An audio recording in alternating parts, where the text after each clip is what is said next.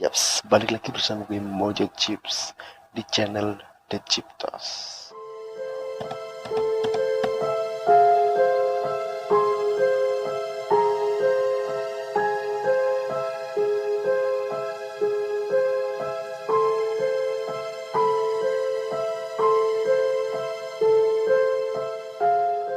Kali ini gue bakal bawain sebuah kisah dari salah satu akun Twitter, yaitu Balakarsa. Kisah ini diceritakan oleh seseorang warga asli Tegal yang tinggal di daerah Guci atau di bawah lereng Gunung Selamat. Sebelumnya, kalian yang suka dengan video ini silakan like, komen, dan share. Jangan lupa juga tetap dukung channel The Chiptos dengan cara subscribe. Seperti biasa, gua yang membaca, kalian yang mendengarkan. Jangan lupa juga pasang headset kalian.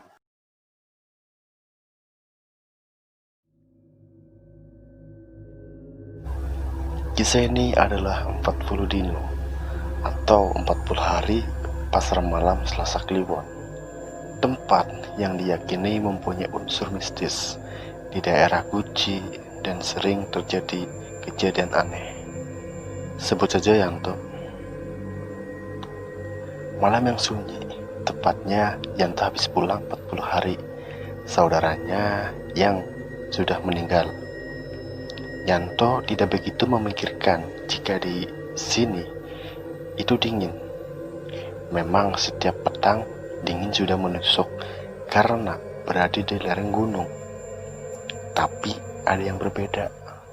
Sedikit berbeda malam ini dan sungguh berbeda. Tapi ya, si Yanto tidak menghiraukan. Yanto keluarkan rokok untuk sekedar menghilangkan rasa dingin. Sembari berbincang dengan teman Yanto, sebut saja Tono, di bangku semen, cor di dekat pematang ladang. Ton, kowe ora kademen toh? Tanya Yanto kepada Tono. Aku kademen, tapi piye? Ademe singup beda. Jawab Tono sama pertanyaan si Yanto tadi. Dingin menusuk, tapi sedikit gerah. Mungkin memang efek pancaroba. Jadi memang beda. Lama mereka berbincang. Dalam obrolan anak muda, sayup-sayup terdengar langkah kaki. Tono berkata pelan-pelan. Kowe krungu apa ora? Krungu apa Toton? Yanto menepis kata Anton. Tapi diam sejenak, Yanto mendengarkan ada langkah kaki yang mendekati mereka. Samar-samar terlihat seseorang mendekati mereka. Yanto dan Tono diam, melongo dengan memperhatikan penuh cemas, karena pada saat itu sudah jam 11 lebih dan memasuki tengah malam. Di jam-jam seperti itu, penduduk lain pasti sudah terlelap di kehangatan rumah masing-masing.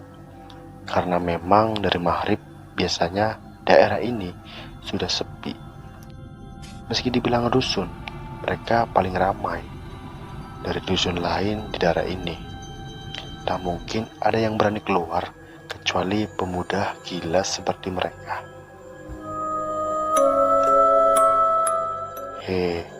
Tok, ini malam apa? Tanya Tono berbisik pelan kepada Yanto. Iki malam Selasa no, ucap Yanto sedikit menekan. Loh, iyo, Selasa apa? Tanya Tono cemas dan keringat dingin pun keluar. Selasa Kliwon.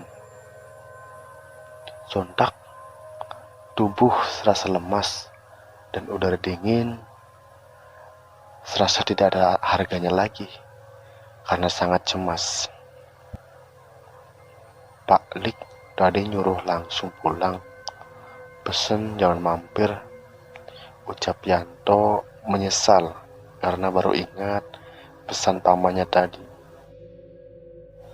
Mereka was-was karena di malam Selasa Kliwon dan malam Jumat Kliwon, dedemit akan muncul dan mereka yang menganut pesugihan akan berkeliling mencari tumbal. Tidak lama kemudian, datanglah seseorang. Sontak, jantung serasa seirama dengan langkah kaki seseorang yang masih samar-samar terlihat mendekati mereka. Mereka sempat melihat orang itu berpakaian putih terlihat ketika melewati lampu jalan di pematang ladang. Semakin mendekat saja suara langkah kaki itu. Mereka langsung menutup mata dan bah, terdengar suara lembut lirih memegang tangan mereka. Mas, nopo, kok padha merem? Aku wong, dudu demit. Jawab perempuan dengan nada lembut selembut sutra. Mereka pun buka mata. Alamah, ini bukan hantu. Mereka melihat perempuan cantik berhijab putih dengan senyum yang menyayat hati. Tapi mereka berpikir, kenapa perempuan secantik ini di jam seperti ini masih keluyuran? Pikir Yanto. Anak gadis harusnya sudah tidur lelap di kamarnya di jam seperti ini.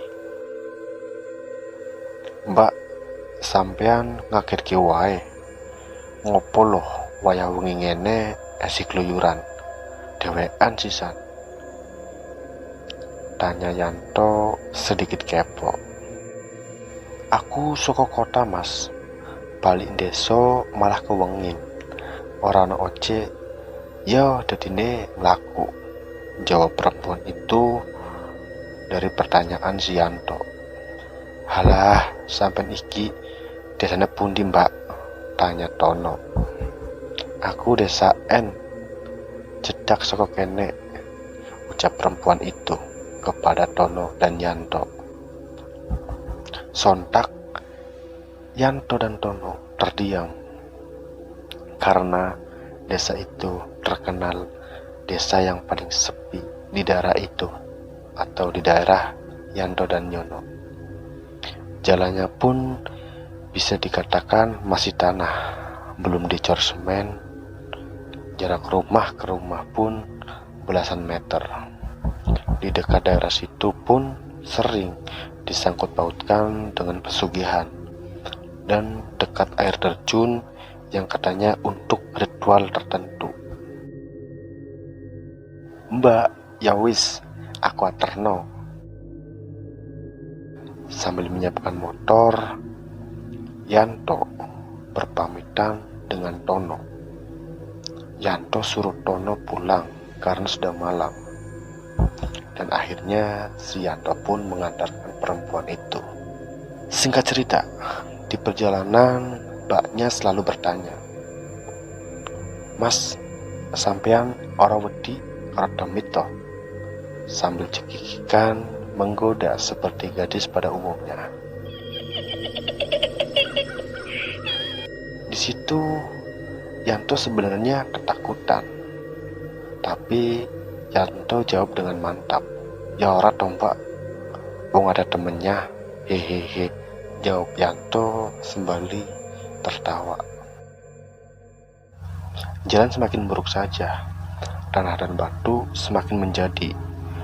Jalannya rusak dan sangat rusak sekali.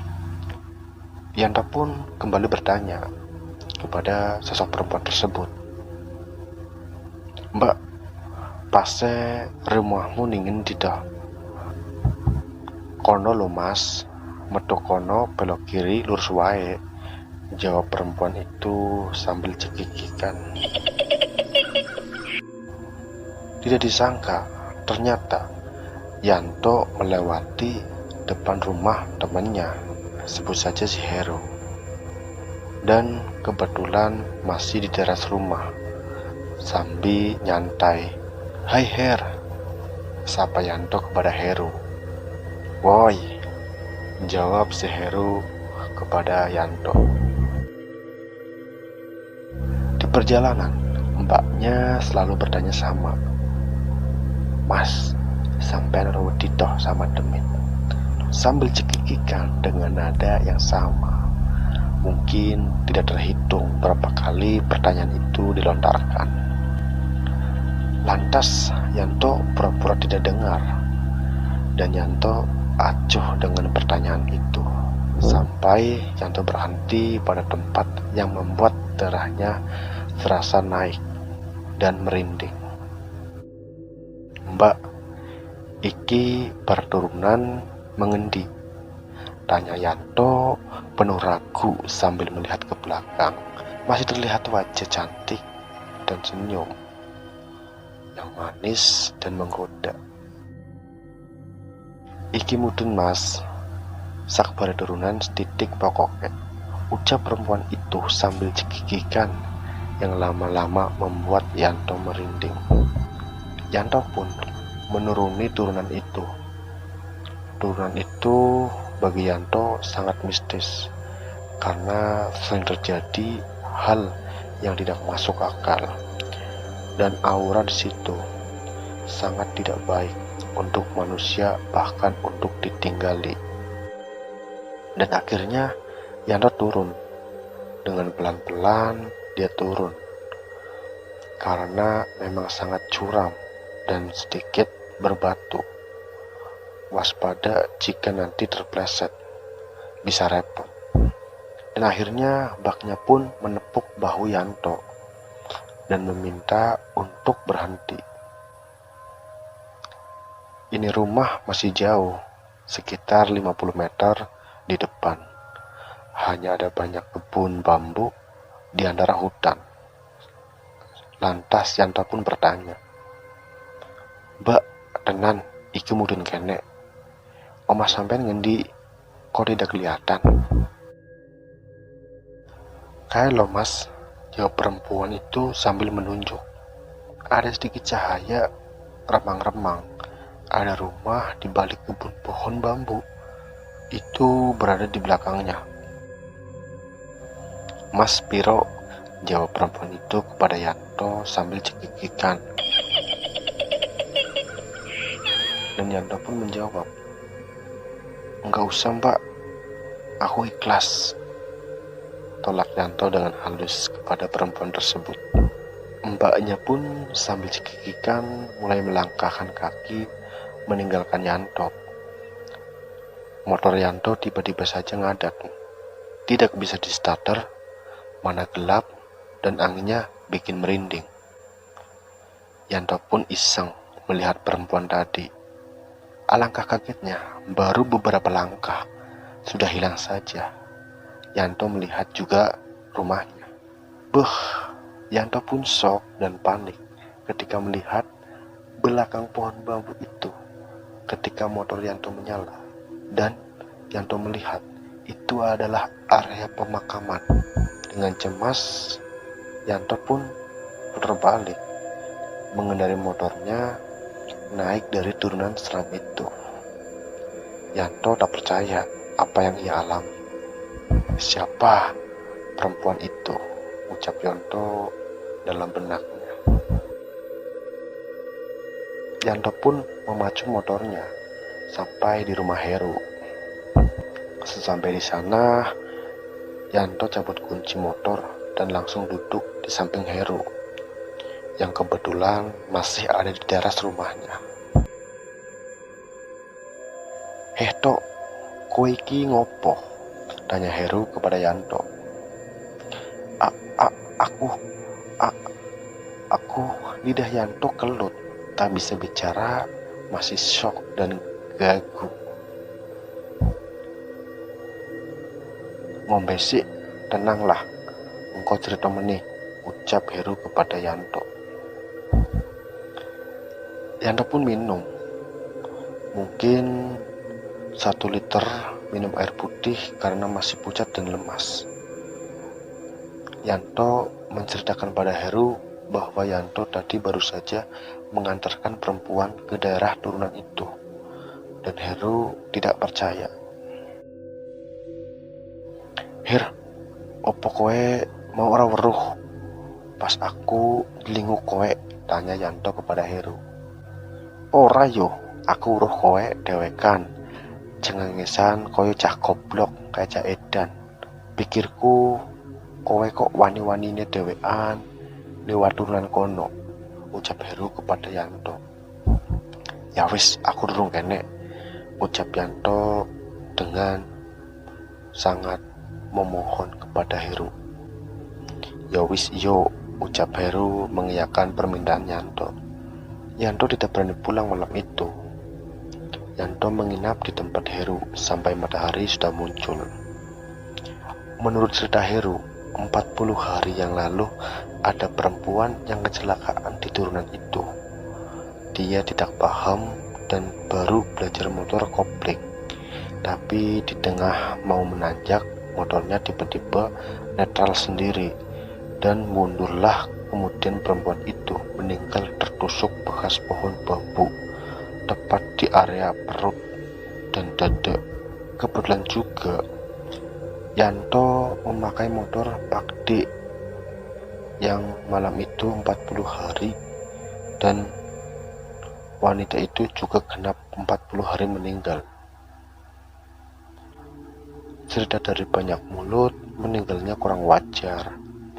Sepertinya dia adalah tumbal untuk pesugihan, karena tiba-tiba saja keluarganya jadi kaya raya selepas meninggalnya perempuan itu. Yaps, oke, itulah sedikit ceritanya. Lumayan horor sih menurut gua, karena gue baca ini di malam-malam, tengah malam. Jadi ya gue yang baca horor. Oke, segitu saja ceritanya. Buat kalian yang suka dengan video ini, jangan lupa untuk like, comment, dan share. Dan tetap juga dukung channel The Ciptos dengan cara subscribe. Oke, sekian dulu. Sampai jumpa di malam minggu.